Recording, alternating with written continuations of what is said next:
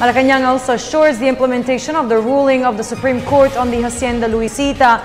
Presidential spokesman Edwin Lacierda gave the assurance in the wake of complaints from farmers that the Supreme Court decision is not being enforced. The Department of Agrarian Reform also clarified that the Supreme Court's decision ordering the distribution of land in the Hacienda Luisita does not favor any group.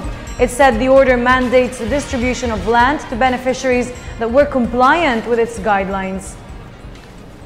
Pa raw nangyayari dun sa Supreme Court ruling sa Hacienda Luisita, hindi pa rin daw nababahagi sa kanila yung lupain. And wala daw nangyayari dun sa Tambiolo system.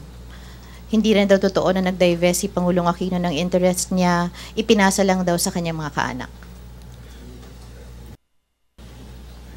Alam nyo, yung rally kanina, may press release si Secretary Hilda Los Reyes last April 23, kailan yun kanina? 23 yesterday. Yesterday, regarding that.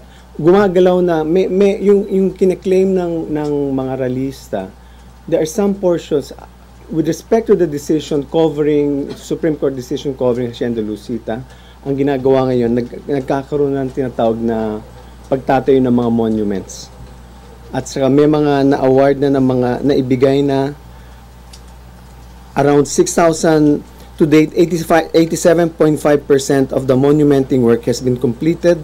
Around 6,024 farmlands have been monumented, and about 4,716 farm worker beneficiaries have been installed in more or less 5,500 lots, or almost 76% of those in the master list.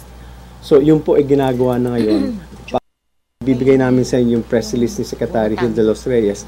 Merong portion doon kine-claim nila na kasama sa Supreme Court decision. Hindi po yun ang kine-claim ng mga nagraralisa. That's not true. That wasn't covered by the Supreme Court decision.